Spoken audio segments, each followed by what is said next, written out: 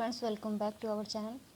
आज के इस वीडियो में हम बहुत ही ज़्यादा इम्पोर्टेंट टॉपिक जो कि हर कंपटीशन में आता है, C TET, UP TET, super TET, D triple S B हो या फिर पीईटी का एग्ज़ाम हो या कोई भी गवर्नमेंट जॉब हो, उसमें ये टॉपिक ज़रूर से आता है तत्सम और तद्भव के बारे में। कि तत्सम एक तो डेफिनेशन पूछ लेता है या फिर कुछ वर्ड्स दे देता है, कुछ शब्द दे देता है और पूछता है कि कौन सा तत्सम है, कौन सा तद्भव है, या फिर इस तत्सम शब्द का क्या तद्भव होगा।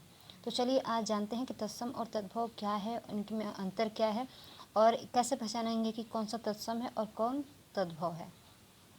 सबसे पहले देखते हैं तत्सम क्या है।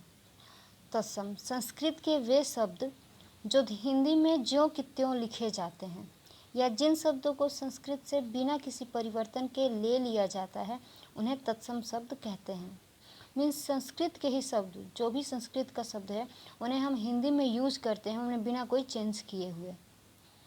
तो जैसे कि अग्नि है, अग्नि संस्कृत का शब्द है लेकिन हम हिंदी में भी यूज करते हैं, तो ये अग्नि क्या है, तत्सम शब्द है। अमूल्य, चंद्र, क्षेत्र, अज्ञान, अंधकार, गृह, परीक्षा इत्यादि, ये क्या है, तत्सम शब्द है।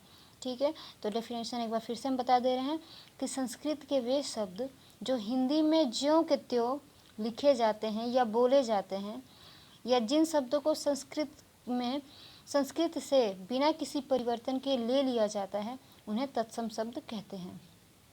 अब जान लेते हैं तद्भव किसे कहते हैं। ऐसे शब्द जो संस्कृत के होते हैं, ऐसे शब्द जो संस्कृत के होते हैं और समय के साथ उनमें परिवर्तन हो जाता है। मीन संस्कृत का वह शब्द जो तत्सम होता है लेकिन उनमें थोड़ा सा हम चेंज कर देते हैं तो क्या हो जाता है, तद्भव हो जाता है। तो ऐसे शब्द जो संस्कृत के तो होते हैं लेकिन उन्हें समय के साथ थोड़ा सा अगर परिवर्तित कर दिया जाता है तो वो क्या हो जाता है, तद्भव कहलाता है। जैसे अग्नि से आग बन गया, अग्नि तो तत्सम शब्द है, इसमें थोड़ा सा हम चेंज कर दिए तो क्या हो गया, आग हो गया। अश्रु से आंसू, आम्र से आम बन गया, गृह से घर, घृत से घी, सर्प से सांप। तो तत्सम एक तरह से ये समझ लीजिए कि तत्सम क्या होता है, पूरा का पूरा संस्कृत शब्द होता है। और तद्भव क्या होता है, संस्कृत के शब्द में थोड़ा सा चेंज कर देते हैं जो कि हिंदी जैसा लगता है, वो क्या होता है, तद्भव हो जाता है। तत्सम और तद्भव शब्दों को पहचानने का क्या ट्रिक है। सबसे पहला ट्रिक हमारा ये है कि तत्सम शब्दों में शिव वाला स का प्रयोग होता है। तत्सम में शिव लिखने के टाइम जो हम स यूज करते हैं, सबका उच्चारण अलग अलग होता है, तो उस स का यूज होता है तत्सम में। और तद्भव में सोनी वाला स यूज किया जाता है। क्लियर। जैसे तत्सम में शून्य लिखा जाएगा लेकिन शून्य का तद्भव क्या हो जाएगा, सूना।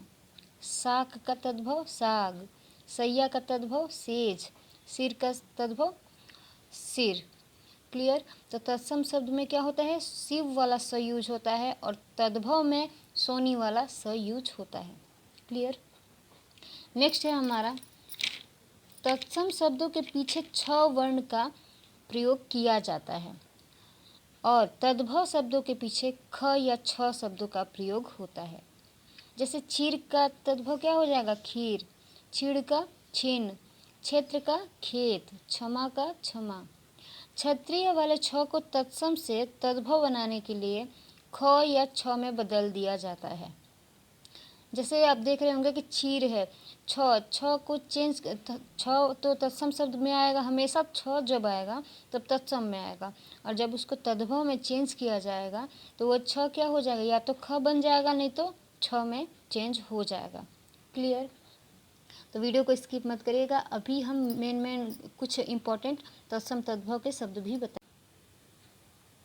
तत्सम शब्दों में स्र का प्रयोग होता है और तद्भव शब्दों में स का प्रयोग होता है। जैसे श्रावण का क्या हो जाएगा तद्भव, सावन। श्रृंगार का सिंगार, श्रृंगार का सियार। क्लियर हुआ। तत्सम शब्दों में स्र का यूज होता है और तद्भव में हमेशा स, इसके पहले भी मैंने बताया था। तो तद्भव में हमेशा स यूज होगा और तत्सम में हमेशा कई प्रकार के, जो 2-3 प्रकार के जो स होते हैं वो यूज होता है। नेक्स्ट हमारा ट्रिक क्या है कि तत्सम शब्दों में स वर्ण का प्रयोग होता है। मैंने अभी बताया कि 3 टाइप के स, मतलब शिव वाला स, षटकोण वाला स और स्र, ये तीनों तत्सम में यूज होंगे और तद्भव में नॉर्मल मतलब सोनी वाला स। जैसे श्रेष्ठ, श्रेष्ठ तत्सम शब्द हो गया। ज्येष्ठ, ओष्ठ, ये क्या हो गया? तत्सम। इन श्रेष्ठ का तद्भव क्या हो गया? सेठ। ज्येष्ठ का जेठ, ओष्ठ का होठ। जिन शब्दों में त्र या आधा र आता है वह तत्सम होता है, जैसे चंद्रमा, चित्रकारी, ग्रहण।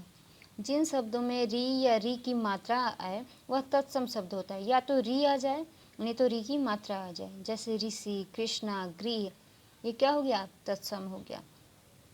तत्सम शब्दों में व का प्रयोग होता है और तद्भव शब्दों में ब का प्रयोग होता है, जैसे विवाह, विवाह का तद्भव क्या हो जाएगा? ब्याह।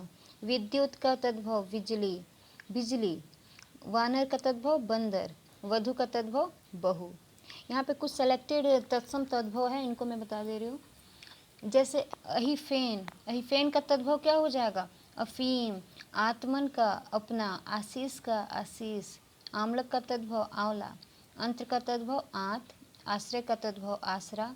ईयत का इतना। ईर्ष्या का ईसा। ऊर्ध्वतन का उबटन। करपट का तद्भव कपड़ा। गर्त का तद्भव गड्ढा।